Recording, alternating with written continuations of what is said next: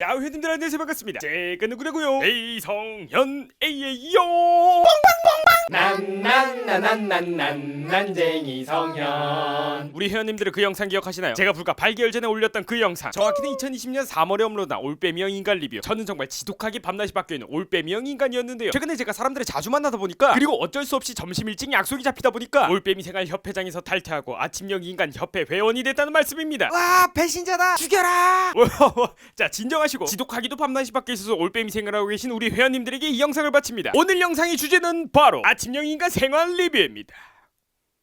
아침형 인간. 대부분 자취를 하는 20대생들뿐만이 아니라 최근에 고시국 때는 학교를 가지 않고 줌으로 수업을 듣는 중고등학생들은 대부분 아침형 인간이 아니라 바로 올빼미 생활을 하고 있죠. 본격적으로 시작하기에 앞서 제가 예전에 읽었던 책 이야기를 잠깐 해드리자면, 그 책 내용이 그랬거든요. 고등학교 때 전교 꼴등을 하던 학생이 노력해서 결국 서울대 수석 입학을 하게 되는 그런 사람의 자서전 이야기였는데, 그 사람이 수능을 보고 난 다음에 성적이 마음에 들지가 않아가지고 재수를 선택했단 말이죠. 그러면서 자취를 시작하게 됐고요. 자취를 시작하면서 그 사람이 제일 먼저 한 행동이 있었습니다. 바로 과외 아르바이트를 시작하고 학원을 등록했다는 것이죠. 그게 이번 영상이랑 무슨 상관이에요? 그 다음에 이유가 나온대요. 이 대목이 제일 중요해요. 그 사람이 과외 아르바이트하고 학원을 등록했던 이유는 단순히 돈을 벌고 학원에서 공부를 배우기 위함이 아닌, 스스로 아침 일찍 일어나야 될 이유로 만들었다는 겁니다. 사람은 정말 스스로 자기 관리하기가 힘들어요. 다음날 아침 일찍 일어나야 될 이유가 없는데도 불구하고 수면욕을 견뎌내면서 아침 일찍 일어나야 된다는 이 자기 관리는 굉장히 어려운 일이기 때문에 억지로 아침에 일어나야 되는 이유를 만들었다는 거죠. 그리고 제가 이렇게 밤낮이 원래대로 돌아온 아침형 인간이 된 데 있어서 바로 사람들을 자주 만나고 어쩔 수 없이 아침 일찍 일어나야 되는 약속들이 있었기 때문입니다. 그렇다면 아침형 인간으로 바뀌게 된다면 어떠한 장점과 단점들이 있을까요? 첫 번째 장점은 그냥 아침에 일찍 일어났다는 것 하나만으로도 아주 건강하고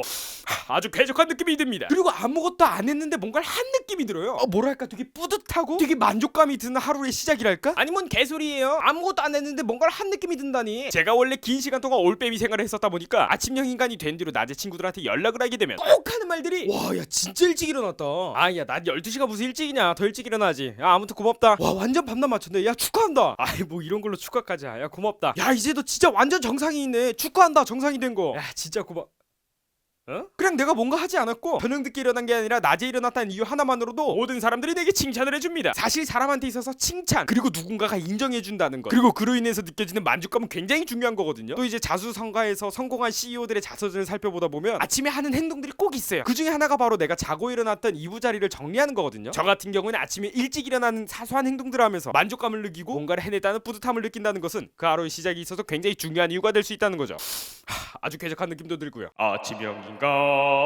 두 번째로는 다른 사람들과 연락이 잘 됩니다. 저 같은 경우에는 업무 연락 관련해가지고 이거를 굉장히 많이 체감을 했는데, 보통 제가 영상을 찍는 일개 크리에이터일 뿐이지만 업무차 연락을 심심치 않게 받는 경우가 많습니다. 근데 보통 그런 연락이 오면 제가 바로바로 답장을 할 수가 없어요. 왜? 올빼미 생활을 하면 밤에 이 연락들을 받거든요. 근데 이런 연락이 오면 답장을 하거나 통화를 할 수 없는 상태인 거예요. 그 사람들이 이미 퇴근했거든요. 설사 이메일로 답장을 하더라도 내일 밤에 다시 확인할 수 있습니다. 왜? 그 사람들은 내일 낮 출근 시간에 이걸 확인해서 답장을 하고 퇴근을 하게 되면 그날 밤에 제가 확인을 하는 거거든요. 그리고 업무차 연락뿐만이 아니라 친구들도 학교에 다니고 직장에 다니고 아르바이트를 하다 보니까 원래 새벽에 나 혼자 떠들기 바빴던 그 단톡방에서, 새벽에 아무도 깨 있는 사람이 없어서 인터넷 왕따를 실감할 수 있었던 그 단톡방에서 이제는 친구들과 함께 히히덕거리면서 낮에 연락을 주고받을 수 있다는 겁니다. 와우! 그리고 가끔 약속도 잡아요. 언제요? 저녁 일찍이에요.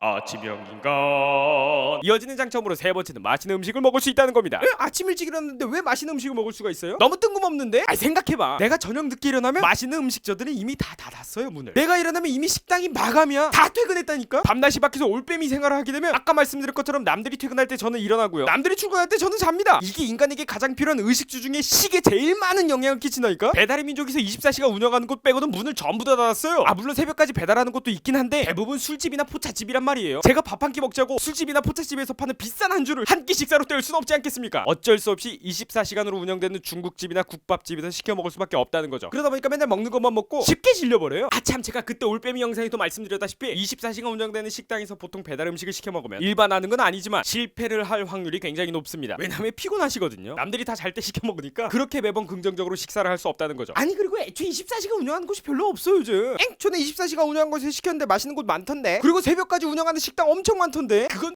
집 보증금과 월세를 해결해야 되는 서울에 해당되는 거고요. 저희 집은 진짜 지도상 거의 왼쪽 끝이에요. 우리 집에 가장 가까이 있는 역이 오이도역이야, 오이도역. 오이도역? 어디서 많이 들어봤는데? 당연히 들어보셨겠죠. 4호선 맨 끝에 있으니까요. 빵빵 빠라빵빵.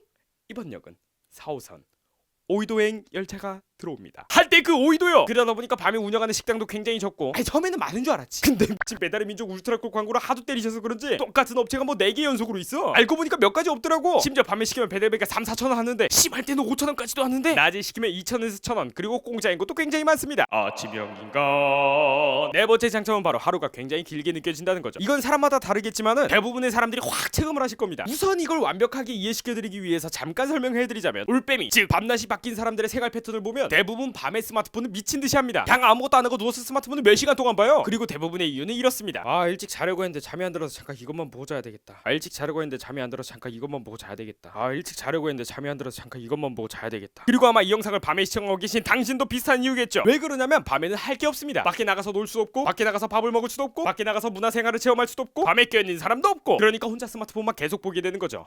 계속. 그런데 밤낮이 맞춰져서 아침형 인간이 된다면 밖에 나가 놀 수도 있고 밖에 나가서 식사를 할 수도 있고 밖에 나가서 문화생활을 할 수도 있고 낮에 껴있는 사람도 굉장히 많다 보니까 혼자 누워서 스마트폰을 몇 시간 동안 볼 일이 없다는 거죠. 그래서 올빼미형 인간보다 아침형 인간이 되면은 하루가 한 3-4시간 정도 더 길게 느껴져요. 근데 그래도 자기 전에 스마트폰 하느라 잠을 못 자는 거 아니에요? 아니야 일찍 일어나서 피곤하면은 밤에 일찍 잠들게 되더라. 진짜 내가 밤낮 끊고 웹툰이랑 넷플릭스를 잠깐 끊었다니까요. 그리고 제가 서술쳐서 그런데 5번째 장점은 밤에 일찍 잘 수 있다는 겁니다. 이게 진짜 밤에 일찍 잔다는 게 굉장히 안정감을 주거든요. 남들은 다 자는데 나 혼자 못 잔다는 이 사실 하나가 굉장히 고역이에요. 막 짜증나고 불편하고. 근데 밤낮이 맞춰서 아침형 인간이 된다면 남들이 잘 때 나도 똑같이 잘 수 있다는 겁니다. 대신 절대로 밤낮을 맞추실 때 낮잠 주무시면 안 돼요. 절대로. 피곤하더라도 무조건 버텨야 됩니다. 낮잠 자면 다시 밤낮이 바뀌어요. 다시 올빼미족으로 돌아간다고. 대부분 밤낮 바꾸는데 실패하는 이유는 낮잠이에요 낮잠. 그러면 아침형 인간의 단점은 뭐예요? 단점이 뭐냐면은 바로 낮잠을 자게 되면은 저처럼 이렇게 쉽게 다시 올빼미형 인간으로 돌아간다는 겁니다. 지금 촬영 시간을 보세요. 10시 14분이에요 이제 잘 준비를 해야 되는데 지금 촬영을 하고 있습니다. 왜냐면은 아까까지 낮잠을 잤기 때문이죠. 내가 다시 올빼미족이 돼버렸다니까. 아침형 인간